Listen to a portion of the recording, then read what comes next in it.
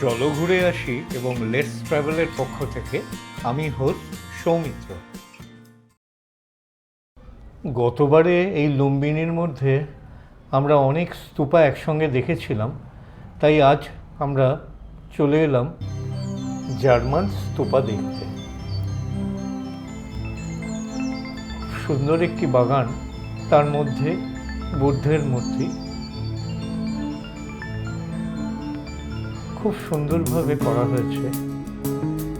অনেকটাই এরিয়া বড়, যদিও ওই দূরে দেখা যাচ্ছে ফ্রান্সের বুদ্ধ, স্ট্যান্ডিং বুদ্ধ। এটি হচ্ছে জার্মান স্থাপত্য।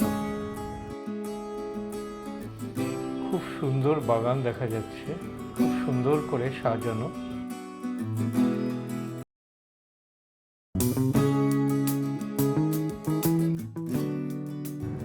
এটি হচ্ছে মূল স্তূপা, খুব সুন্দর করে বানানো হয়েছে। দর্শনার্থীদের প্রচুর ভিড় আছে আজকে।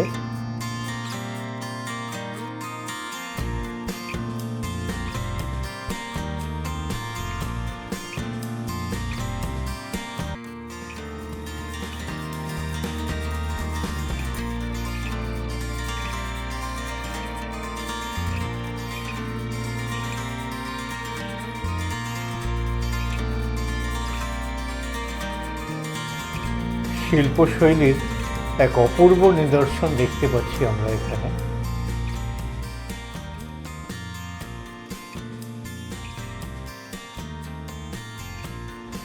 এবারে আমরা চলে এলাম ফরাসি স্তূপার প্রবেশদ্বারে।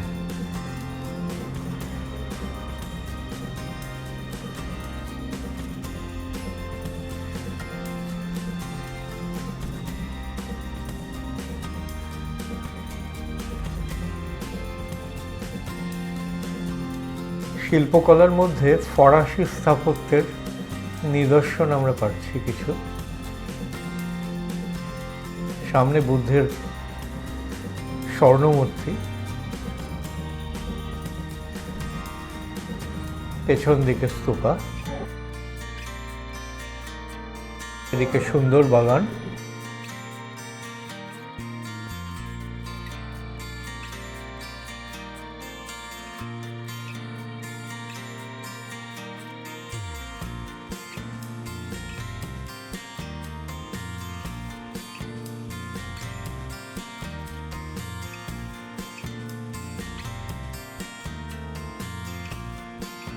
দূরে এটি থাইল্যান্ডের স্তূপা, যদিও আজকে বন্ধ আছে, আমরা ঢুকতে পারবো না, সেই জন্য বাইরে থেকেই দেখিয়ে দিলাম তোমাদের।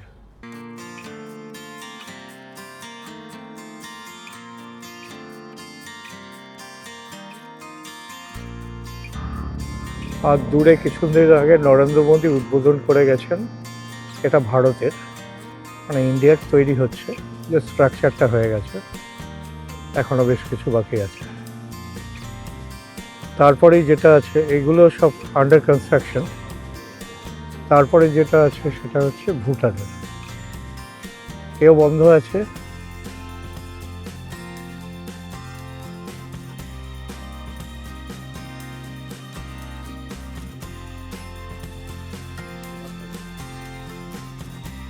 ভুটানের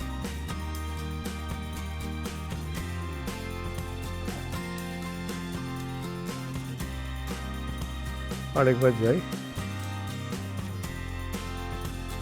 দূরে ওই কনস্ট্রাকশনটা গোল মতো দেখা যাচ্ছে, এটাই হচ্ছে ভারতের, যেটা তৈরি হচ্ছে, নতুন নরেন্দ্র মোদী উদ্বোধন করেছে। আর এই হচ্ছে থাইল্যান্ডের।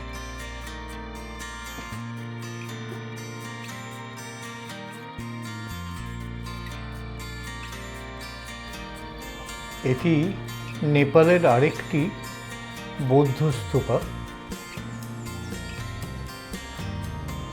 এখানেও দর্শনার্থীদের বেশ ভালো ভিড়, যার জন্য ভেতরের দিকে আর যাওয়া গেল না, বাইরে থেকে তোমাদের দেখিয়ে দিলাম। এটি হচ্ছে মূল স্তূপা আরেকটি।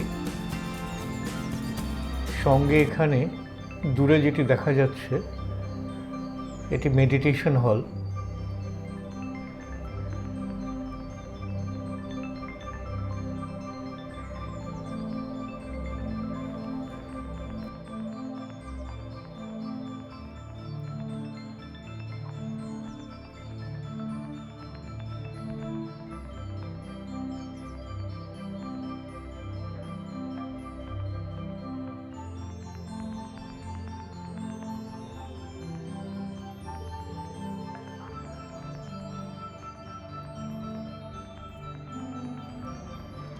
এবার আমরা এলাম থাইল্যান্ডের স্তূপা দেখতে।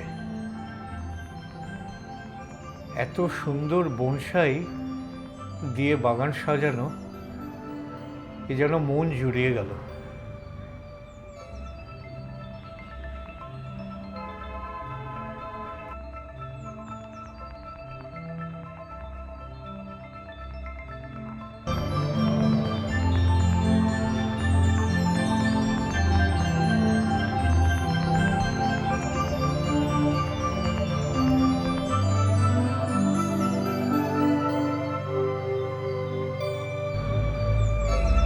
প্রবেশ পথে এটা খুব সুন্দর স্তূপা।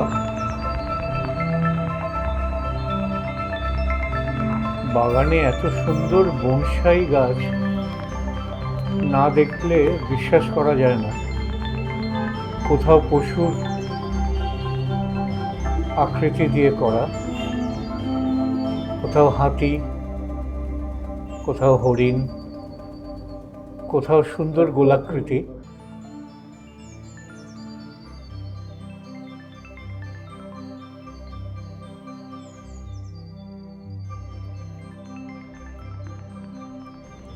প্রকৃতির এই দৃশ্য দেখতে দেখতে আমরা এগিয়ে চললাম। এত সুন্দর বনসাই দেখতে দেখতে মন যেন জুড়িয়ে যায়। এই প্রকৃতিকে এত সুন্দর সাজানো যায় শৈল্পিক ছোঁয়ায়, এই জন্য বিশ্বাসই করতে পারছি না। এই মনোরম দৃশ্য দেখতে দেখতে আমরা আস্তে আস্তে মূল স্তূপার দিকে এগিয়ে চললাম।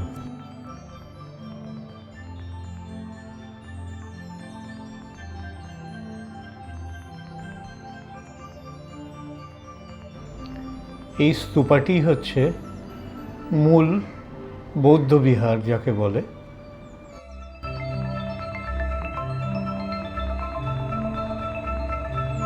খুব সুন্দর এক স্থাপত্য দেখা যাচ্ছে এখানে।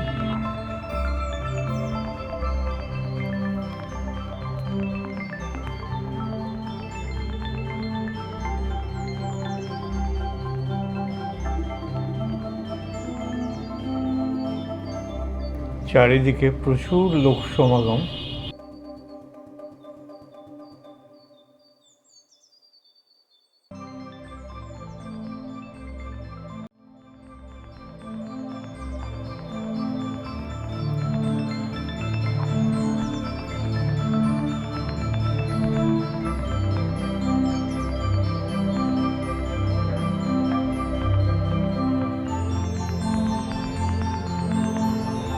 দূরে আরেকটি দেখা যাচ্ছে।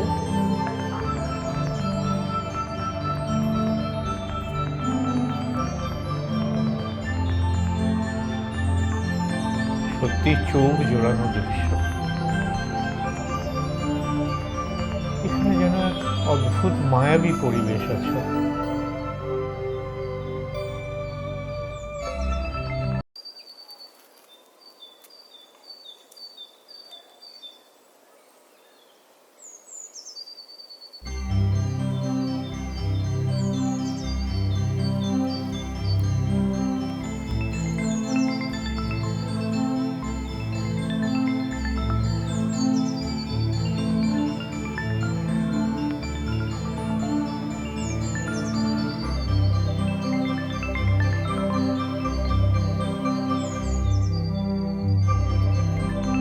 থাইল্যান্ডের স্তূপার এই মূল প্রাঙ্গণটি অনেকটা বিস্তীর্ণ।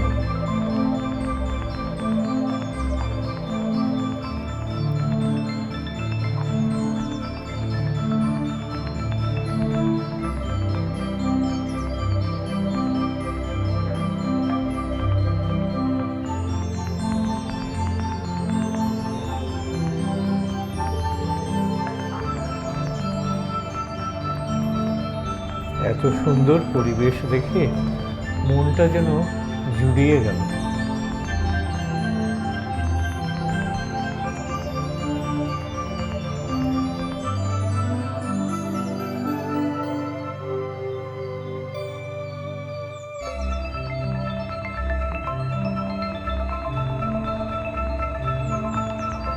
এরপর ফুলের দৃশ্য দেখতে দেখতে, বিভিন্ন রকম ফুলের শোভা দেখতে দেখতে এগিয়ে চললাম আমি। সামনে একটা জন্তুর আকৃতি দেখতে পাচ্ছি।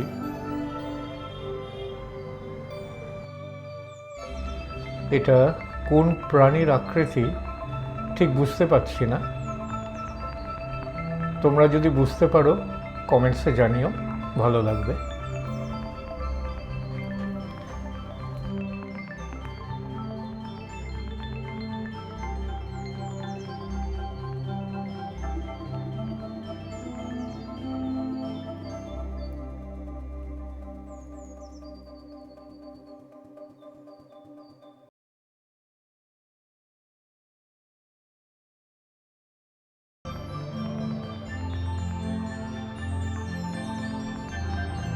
সামনে এটি হাতির প্রতিকৃতি, খুব সুন্দর করে বানানো হয়েছে।